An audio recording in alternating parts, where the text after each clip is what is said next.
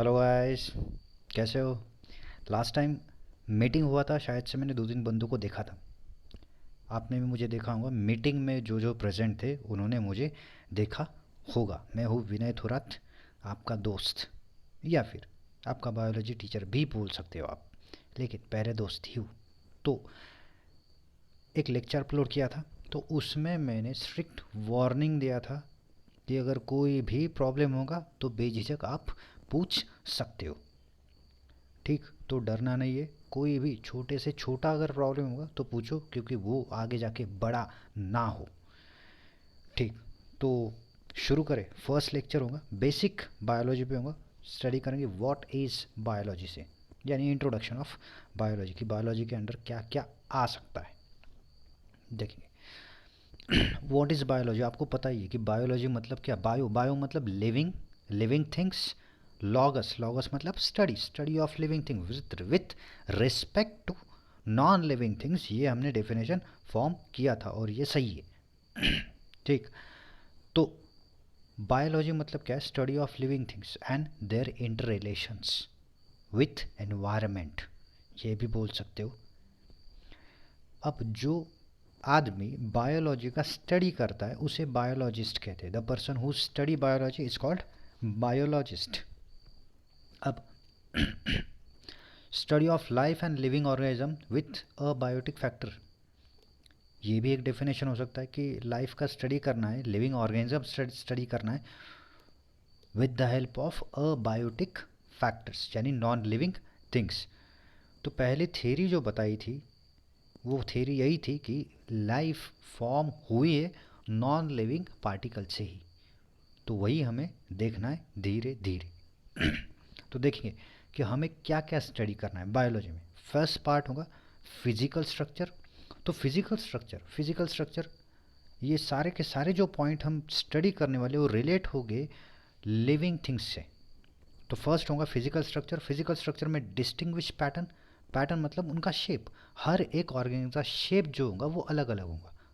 Birds अलग shape के होंगे, ह्यूमंस अलग शेप का होगा, मंकीज, स्नेक, कुछ प्लांट्स, प्लांट्स के पत्ते अलग से होंगे, उनकी स्किन अलग से होंगी। तो ये जो है इनका स्टडी करना है कि ये अलग क्यों है, सारे के सारे एक क्यों नहीं है।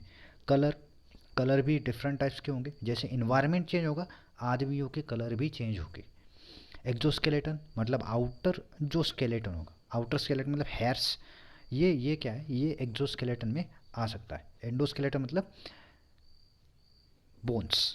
एक्जोस्केलेटन मतलब जो आउटर कवरिंग होगा वो, यानी बर्ड्स में फीदर्स, फीदर्स क्या होगा एक्जोस्केलेटन, फिशेस में स्केल्स, ये क्या होगा एक्जोस्केलेटन।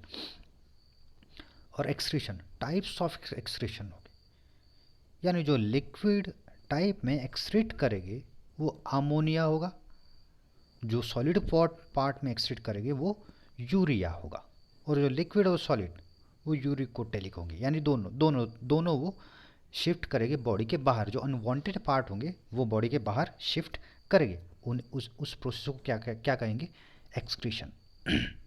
अब नेक्स्ट देखेंगे केमिकल प्रोसेसेस। अब केमिकल प्रोसेसेस इसमें आएगा मेटाबॉलिज्म। अब मेटाबॉलिज्म ध्यान रखना है कि ये वर्ड आपको 12th एंड तक ध्यान रखना है। मेटाबॉलिज्म, मेटाबॉलिज्म मतलब सम total of chemical reaction present inside the body. जितने भी केमिकल रिएक्शंस बॉडी के अंदर प्रेजेंट है, हो रहे, वो सारे के सारे क्या है मेटाबॉलिज्म के अंदर आएंगे। तो मेटाबॉलिज्म मतलब क्या है, the sum total of chemical reactions present inside the body and which helps to produce the energy.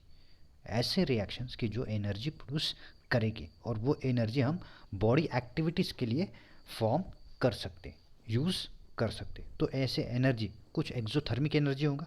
Exothermic energy मतलब जो एनर्जी रिलीज करेगा, या फिर एंडोथर्मिक एनर्जी जो एनर्जी एब्सॉर्ब कर लेगा। दो तरह के मेटाबॉलिज्म यहाँ पे फॉर्म हो सकते। नेक्स्ट अगर देखें तो मॉलिकुलर इंटरेक्शंस। मॉलिकुलर इंटरेक्शन मतलब दो मॉलिक्यूल्स होंगे उनको इंटरेक्शंस करना, यानी उनका कंबाइनिंग देखना। ऐसे जो भी मॉलिक्यूल्स होंगे वो हमें स्टडी करने बायोलॉजी में। तो इसमें मोस्टली दो पार्ट आएंगे, एक तो एंजाइम या फिर हार्मोन। एंजाइम अकेला काम नहीं कर सकता या फिर हार्मोन अकेला काम नहीं कर सकता। एंजाइम जब तक किसी सबस्ट्रेट के साथ जॉइंट नहीं होता उस सबस्ट्रेट का प्रोडक्ट में फॉर्म नहीं होगा। हार्मोन्स भी कुछ सेल्स को अगर जॉइंट नहीं होगा तब तक उस सेल्स में चेंजेस नहीं दिखाई देंगे। तो ये जो मॉलिक्यूलर इंटरेक्शन है ये हमें स्टडी करना है। एंजाइम्स में दो तरह के एंजाइम्स होंगे, एक तो सिंपल एंजाइम्स, दूसरे अलोस्टेरिक एंजाइम। उनके फंक्शंस क्या होंगे? एंजाइम्स और हार्मोन्स ये दोनों के दोनों सबसे इम्पॉर्टेंट पार्ट होंगे काइनेटिक्स एनर्जी के, जो ह्यूमन बॉडी फॉर्म करेगी।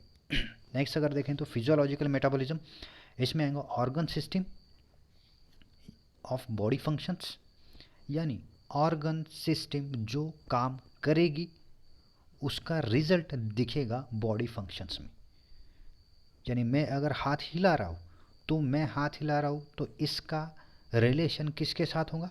मसल्स के साथ, बोन्स के साथ, इस जॉइंट्स के साथ, ब्लड सर्कुलेशन के साथ, और दूसरा नर्वस सिस्टम के साथ यानी ब्रेन के साथ। यानी ये जो सिस्टम है ये मूवमेंट तो हो रहा है, बॉडी मूव कर रहा है, लेकिन ये रिजल्ट किसका है? टोटल वर्किंग ऑफ सिस्टम्स का। तो वही देखना है कि हमें क्या स्टडी करना है कि बिहेवियर पैटर्न। एग्जांपल दिया है, behaviour of human is result of reaction in brain. Brain का जो रिजल्ट होगा वो क्या होगा? ह्यूमन का बिहेवियर होगा। जैसे ह्यूमन बिहेव करेगा वो हम क्या बोल सकते? ब्रेन का रिजल्ट है। ब्रेन इसका क्या सोच रहा है ये हम प्रिडिक्ट कर सकते। डेवलपमेंट, अब डेवलपमेंट में हमें देखना है सेल डिवीजन या फिर ग्रोथ, मैचुरेशन। सेल डिवीजन मतलब एक सेल के दो सेल फॉर्म होना, उसे क्या कहेंगे? Cell division. अब सेल डिवीजन में कुछ सेल डिवीजन ऐसे होंगे कि एक सेल से दो सेल फॉर्म होंगे एग्जैक्ट फॉर्म के, उन्हें वो क्या होंगे? एग्जैक्ट फॉर्म के, यानी जो पहली सेल थी वैसे ही दो सेल फॉर्म होंगे, उसे क्या कहेंगे? माइटोसिस। और कुछ ऐसे सेल्स होंगे कि एक सेल है वो डिवाइड होंगी एक बड़े सेल के साथ और दूसरी होंगी एक छोटे सेल के साथ। तो ये जो होगा ये क्या होगा? अमाइटोसिस। यानी डिवीजन तो हो रहा है लेकिन दो तरह का हो रहा है, एक तो सेम सेल में हो रहा है, दूसरा डिफरेंट सेल में हो रहा है। डिफरेंट मतलब शेप डिफरेंट होगा। तो ये क्या होगा? अमाइटोसिस। और मेयोसिस जो होगा वो सेल डिवीजन होगा डिप्लॉयड टू हैप्लॉयड, यानी डिप्लॉयड सेल्स होगा और उसका कन्वर्जन किस में होगा? हैप्लॉयड में। तो ये सेल डिवीजन में हमें देखना है कि इसके साइकिल्स हमें पढ़ना है। Next growth, without cell division कोई ऑर्गेनिज्म ग्रो नहीं कर सकता, हम भी नहीं। हम ग्रो कर रहे हैं मतलब क्या हो रहा है? सेल डिवाइड हो रहा है, सेल के ऊपर सेल रखा जा रहा है और क्या हो रहा है? उसका हाइट बढ़ रहा है। मैचुरेशन, ऑर्गेनिज्म मैच्योर कब होगा? जब उसमें सेकेंडरी सेक्सुअल कैरेक्टर्स डेवलप होंगे। तो सेकेंडरी सेक्सुअल कैरेक्टर्स कब डेवलप होंगे? जब हार्मोनल बैलेंस या फिर हार्मोनल कंडीशंस एक्टिव होंगी। तो हम बोल सकते कि ये ऑर्गेनिज्म मैच्योर हो रहा है या फिर मैच्योर हो गया है। यानी इन शॉर्ट कि वो स्पर्म प्रोडक्शन कर सकता है, मेल होगा तो, फीमेल होगा तो ओवा प्रोडक्शन कर सकता है या फिर एक प्रोडक्शन कर सकता है। जब प्रोड्यूस होगा तो हम बोलेंगे कि ये मैच्योर कैंडिडेट हो गया है। नेक्स्ट देखेंगे इवोल्यूशन। अब इवोल्यूशन ये लंबा प्रोसेस होगा। जितने भी हमने देखे ये एक लाइफ के कैरेक्टर्स देखे, एक बॉडी के कैरेक्टर्स देखे, लेकिन इवोल्यूशन ऐसा कैरेक्टर होगा कि जो एक बॉडी में फॉर्म नहीं होगा।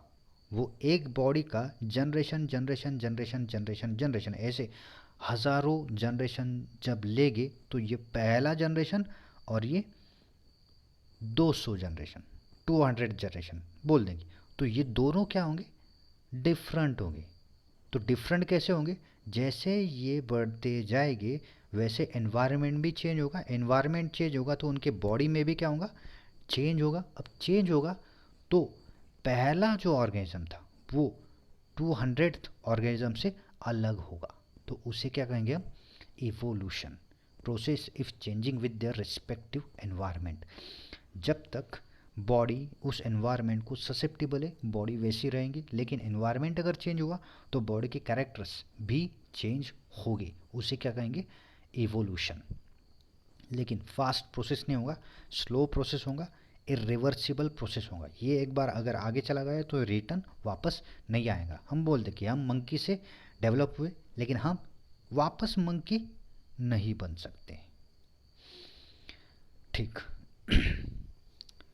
अब देखिए कि सब डिसिप्लिन्स बायोलॉजी की, कि बायोलॉजी हम कहाँ यूज़ कर सकते, कैसे यूज़ कर सकते। तो दो रीजन से हम स्टडी कर सकते। पहला तो होगा थेरोटिकल बायोलॉजी। थेरोटिकल बायोलॉजी मतलब इसमें हम सिर्फ थेरी पढ़ेंगे with the help of mathematics, यानी मैथमेटिकल फार्मूलेज होंगे, वो फार्मूलेज अटैच किया होगा सेल के साथ, सेल डिवीजन के साथ, या फिर ऑर्गन के साथ, किसी भी ऑर्गन के ग्रोथ के साथ।